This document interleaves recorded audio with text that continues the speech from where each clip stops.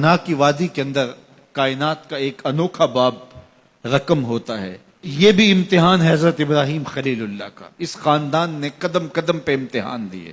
پہلے اولاد نہیں ہے، یہ صدمہ سہا. پھر اولاد ہوئی تو کہا وادی غیر ذی زرع میں چھوڑا. اللہ کا حکم مانا اور وہیں اپنی اولاد کو اور اپنی زوجہ کو چھوڑ چلے آئے. فلسطین میں آ کے آباد ہو گئے. فلما بلغ ماہ السعی، قرآن بتاتا جب وہ چلنے کے قابل ہوئے. ایک روایت میں 7 سال 8 سال یا 9 سال عمر. بعض نے بلغہ سے بلوغت کی عمر مراد لی ہے. اب حکم ہوتا ہے جاؤ ملاؤ. لیکن یار میں جدہ گیا تو وہاں ایک دوست کے ہاں ٹھہرا تو اس گھر کے اندر کھلونوں کی بوریاں تھیں. تو میں نے اس کو کہا کہ آپ یہ کوئی کاروبار کرتے ہیں؟ تو اس کا دوست بھی تھا ساتھ. تو وہ مسکرا کے کہنے لگا کہ یہ کاروبار نہیں کرتا، بڑی دیر کے بعد اللہ نے اس کو بیٹا دیا ہے. تو اب یہ پاکستان جا رہا ہے تو جب بھی بازار جاتا ہے 10-20 کھلونے خرید لاتا ہے. تو یہ کتنی بوریاں کھلونوں کی بھر گئی ہیں تو یہ بک کروائے گا، ایسے تو نہیں اتنے جا سکتے. تو یار اتنے عرصے کے بعد بیٹا ہوا اور باپ ملنے جا رہا ہے تو اس نے کھلونے جمع کیے. لیکن یہ کیسا باپ ہے جس کو حکم ہوتا ہے اتنے طویل عرصے کے بعد بیٹے کو ملنے جا رہے ہو، ایک چھری لے لو، ایک رسی لے لو. یار ان کے نام باقی ہیں تو یوں ہی باقی نہیں ہیں. امتحان کتنے بڑے تھے. کہا جاؤ لیکن ہاتھ میں رسی لے جاؤ، ہاتھ میں چھری لے جاؤ. حضرت خلیل اللہ پہنچتے ہیں، اپنی زوجہ سے ملے اور کہا بیٹے کو تیار کر دو، دوست کی دعوت پہ جانا ہے. مانگ سجا دی جاتی ہے، بیٹے کو نئے کپڑے پہنا دیے جاتے ہیں. اللہ اکبر. بیٹے کو لے کر نکلے. یار بیٹا ان فوان شباب میں ہو، چڑھتی جوانی ہو تو باپ دیکھ کر کے کتنا خوش ہوتا ہے. اور پھر اس کا بیٹا بھی اکلوتا ہو اور بیٹا بھی بڑھاپے کا سہارا ہو، عصائے پیری ہو، رب سے مانگ مانگ کے لیا ہو. اور پھر بیٹا بھی وہ جس کی پیشانی میں محمد کا نور چمک رہا ہے. ایسا بیٹا تو چہرے کی بلائیں لینے کو جی چاہتا ہے. لیکن حضرت خلیل اللہ اللہ کے حکم پہ اس بیٹے کو ذبح کرنے کے لیے ہاتھ میں چھری اور رسی دبائے منا کی وادی کی طرف بڑھ رہے ہیں. شیطان نے سمجھا کہ اس سے نازک مرحلہ اس خاندان پہ نہیں آ سکتا. حضرت حاجرہ کے پاس پہنچا. پتہ ہے شہزادے کدھر گئے ہیں؟ کہا ان کے باپ لے گئے ہیں دوست سے ملاقات کروانے کے لیے. کہا نہیں، وہ ان کو ذبح کرنا چاہتے ہیں. کہا سوچ کے بات کر. وہ باپ ہے ذبح کرے گا؟ کبھی باپ بھی بیٹے کو ذبح کرتا ہے اور بے قصور ذبح کرے گا؟ میں جانتی ہوں کتنی آہ سحرگاہی کا نتیجہ ہے وہ بیٹا. اللہ سے کتنی رو رو کے دعائیں مانگی اور وہ فرزند ملا. کہا وہ اللہ کا حکم سمجھتے ہیں. تو حضرت حاجرہ نے کہا ظالم تو کہیں شیطان تو نہیں؟ اگر رب کا حکم ہے میری گود میں ایک اسماعیل ہے، کاش 1000 اسماعیل ہوتا، راہ خدا میں قربان کر دیتی. اسماعیل علیہ السلام کے پاس شیطان پہنچ رہا. اسماعیل پتہ ہے تیرے باپ تمہیں کدھر لے جا رہے ہیں؟ کہا کہ کدھر؟ کہا کہ وہ ذبح کرنے لے جا رہے ہیں. کہا تم سوچ کے بات کرو. ان کی آنکھوں کی چمک نہیں دیکھی؟ میری طرف دیکھتے ہیں تو لگتا ہے کہ ان کی آنکھوں سے شہد ٹپکتا ہے اور وہ مجھے ذبح کر دیں گے. کہا اللہ کا حکم سمجھتے ہیں. کہا اچھا. کہا ہاں.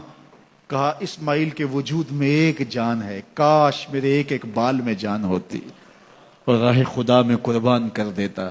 ابراہیم علیہ السلام کے پاس شیطان پہنچ کے بولتا ہے ابراہیم اللہ کو راضی کرنے کے اور تھوڑے طریقے ہیں، ضرور بیٹے کو ذبح کرنا ہے. تو وہ بھی کنکر اٹھا کے مارتے ہیں اور شیطان کو راستے سے ہٹا کے منزل کی طرف بڑھتے ہیں.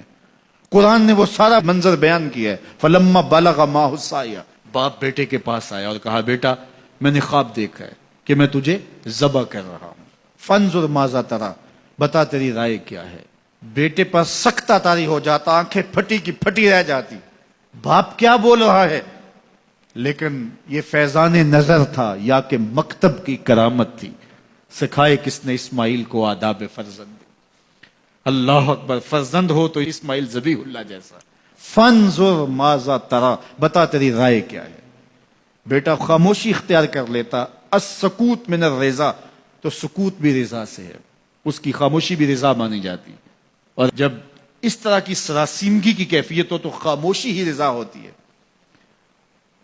بیٹا کہتا ٹھیک ہے آپ ذبح کر لیجئے. یہ بھی امتثال امر ہوتا، لیکن بیٹے نے 2 قدم بڑھ کے بات کی. بیٹے نے کہا یا ابا تفعل ما تؤمر ستجدنی انشاءاللہ من الصابرین. ابا جان ذبح کیا ہے، جو کرنا ہے کیجئے.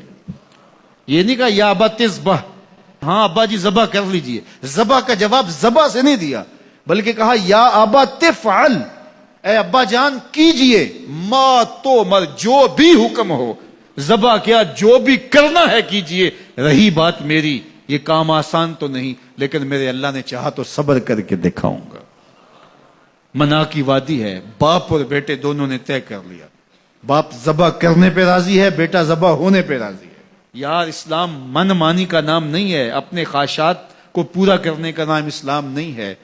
اپنے آپ کو مالک کے سپرد کر دینے کا نام ایمان ہے، اس کا نام اسلام ہے. یہاں دیکھیے فلما اسلم، جب دونوں نے طے کر لیا، دونوں راضی ہو گئے. باپ ذبح کرنے پہ راضی ہو گیا، بیٹا ذبح ہونے پہ راضی ہو گیا. وَتَلَّهُ لِلْجَبِينِ، اور باپ نے بیٹے کو پیشانی کے بل لٹایا. قرآن نے وہ سارا منظر بیان کیا ہے. اس پر مفسرین کے 2 قول ہیں. ایک یہ کہ الٹا لٹایا تاکہ کفا سے ذبح کروں، گردن کے پچھلے حصے پر چھری رکھ کے ذبح کروں گا، منمونا چہرہ میری آنکھوں کے سامنے نہ ہو اور میرے دل کے اندر کوئی جذبہ رحم نہ جاگے جس سے اللہ کے حکم کی تعمیل میں دیر ہو جائے. اور دوسرا معنی یہ کیا کہ آپ جانور قربانی کے لیے جو ذبح کرتے ہیں تو اس کی گردن کو بل دے کے اس کی پیشانی کو زمین پہ لگا دیتے ہیں تاکہ یہ رگیں تن جائیں اور ذبح کرنے میں آسانی ہو. حضرت اسماعیل کی معصوم گردن کو بل دے کر کے ان کی پیشانی پتھر کے ساتھ جوڑی گئی. وَتَلَّهُ لِلْجَبِينِ، پیشانی کے بل یوں لٹایا گیا کہ گردن کھل جائے اور بیٹے کو ذبح کرنا آسان ہو. آنکھوں پہ پٹی باندھ لی کہ یہ منظر تو دیکھا نہیں جا سکے گا، اللہ کے حکم کی تعمیل بھی بہر صورت کرنی ہے. سعادت مند بیٹا بولتا ابا جان مجھے رسیوں سے جکڑ لیجئے، کہیں ایسا نہ ہو کہ میں تڑپوں اور اللہ کا حکم پورا کرنے میں آپ کو دیر ہو جائے.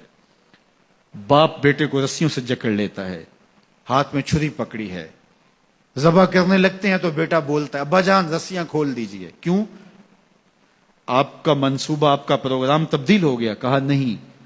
تو پھر کیوں رسیاں کھولوں؟ کہا کہیں ایسا نہ ہو کہ کل کا مورخ لکھے کہ باپ ذبح کرنا چاہتا تھا، بیٹا ہونا نہیں چاہتا تھا، باپ نے باندھ کے کیا. کھول دیجئے، نہیں تڑپوں گا. رسیاں کھل جاتی ہیں. بیٹا پیشانی کے بل لٹایا ہوا ہے، ہاتھ میں چھری پکڑی ہے، منا کی وادی ہے، کارکنان قضاء و قدر کی چیخیں نکل رہی ہیں، حوریں تھرا رہی ہیں، زمانہ کانپ رہا ہے، منا کی وادیوں پر تھر تھراہٹ ہے. مالک قیامت آنے والی ہے. فرشتے بھی پوچھ رہے ہیں کہ مالک کیا ہونے والا ہے. کہا تم کہتے تھے انسان کو پیدا کر رہا ہے، سجدے تو ہم کریں گے، ذرا میرے بندے کی ادا تو دیکھو، ذرا میرے بندے کا انداز محبت تو دیکھو، میری فرما برداری، انقیاد امر اور اطاعت اور امتثال امر کی مثال تو دیکھو، ذرا دیکھو میرا بندہ میرے حکم کی تعمیل کیسے کر رہا ہے. اللہ اکبر. کائنات آنکھیں جھپک رہی ہے، سورج منہ چھپا رہا ہے کہ یہ منظر دیکھا نہیں جا رہا، اور منا کی وادی تھر تھر کانپ رہی ہے کہ ایک بوڑھا باپ ہاتھ میں چھری پکڑے اپنے نونہال فرزند کو ذبح کرنا چاہ رہا ہے. عجیب منظر ہے کائنات کے اندر. حضرت ابراہیم آگے بڑھے، بیٹے کی گردن پہ چھری رکھی اور پوری قوت کے ساتھ چھری کو جنبش دی. اللہ اکبر. لیکن ایک بال بھی نہیں کٹا. پاس پڑے پتھر پر چھری کو مارا. لما تقطع یا سکین، چھری کاٹتی کیوں نہیں؟ تو چھری نے آواز دیا الخلیل یامرنی والجلیل ینہانی، خلیل مجھے کاٹنے کا کہتا ہے، رب جلیل کہتا ہے خبردار ایک بال بھی کاٹا تھا. کہا چھری تیرا کام تو کاٹنا ہوتا ہے. کہا حضرت آگ کا کام بھی تو جلانا تھا، جس نے آگ کو جلانے سے روکا تھا آج اس نے مجھے کاٹنے سے روک دیا.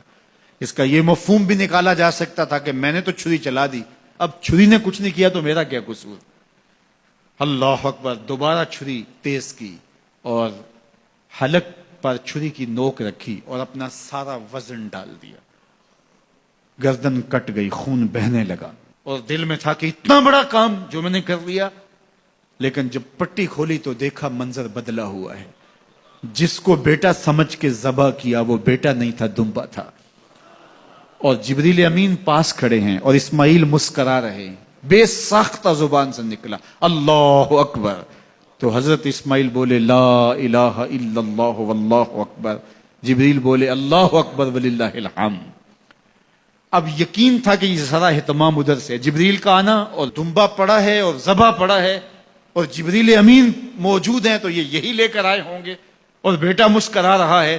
یہ سارا منظر یہ قرینہ حالیہ بتا رہا تھا کہ یہ سارا الوہی اہتمام ہے، رب نے قربانی قبول کر لی۔ لیکن صرف اتنا ہی نہیں ہوا کہ یہ قرینہ حالیہ آپ کو یقین دلاتا، بلکہ منا کی وادی چمکنے لگی اور وہی کے اجالوں سے پوری وادی روشن ہو گئی اور آواز آنے لگی وَنَادَيْنَاهُ يَا إِبْرَاهِيمُ قَدْ صَدَّقْتَ الرُّؤْيَا إِنَّا كَذَلِكَ نَجْزِي الْمُحْسِنِينَ۔ یہ منظر دیکھا تو ابراہیم ابھی کوئی سوال کرتے، کسی سے پوچھتے کہ یہ کیا ہوا، اتنے میں وہی نازل ہوئی، اے ابراہیم تو نے واقعی خواب پورا کر دکھایا، انا کذالک نجزی المحسنین، ہم اپنے بندوں کو یوں ہی صلہ دیا کرتے۔ تیرے بیٹے کو ذبح نہیں کروانا تھا تیرے ہاتھوں سے، ہم نے تیرا امتحان لینا تھا، بس ابراہیم تیرا امتحان پورا ہو گیا، ہم نے تیری سنت کو اب قیامت تک کے لیے باقی رکھا، قیامت تک کے لیے باقی رکھا۔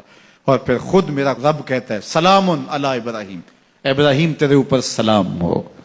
اللہ اکبر۔ منا کی وادی کے اندر حج کے موقع پر 40 لاکھ حجاج ہیں، تو کچھ شیوخ عرب کے اور باقی عمرا مخیر سعادت مند لوگ 100 قربانیاں بھی پیش کرتے ہیں، تو کروڑوں قربانیاں منا کی وادی میں ذبح ہو رہی ہوتی ہیں اور حدود حرم میں، اور بے ساختہ زبان پہ نکلتا ہے سلام علی ابراہیم۔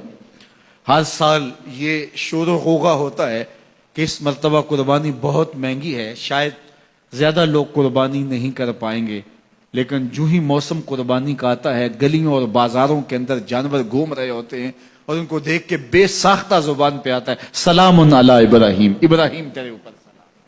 تو یہ کتنا بڑا امتحان تھا، کتنی بڑی آزمائش تھی، لیکن اس آزمائش سے سرخرو نکلے، نمبر بھی پورے 100 حاصل کیے، کامیاب اور بامراد اور کامگار ہوئے۔ آج ہمیں اس سنت کو باقی رکھ کر کے ہمیں وہ یاد تازہ کی جا رہی ہے کہ میرے ایسے بندے کہ جو میرے حکم پہ اپنی سب سے عزیز چیز بھی قربان کرنے سے گریز نہیں کیا کرتے۔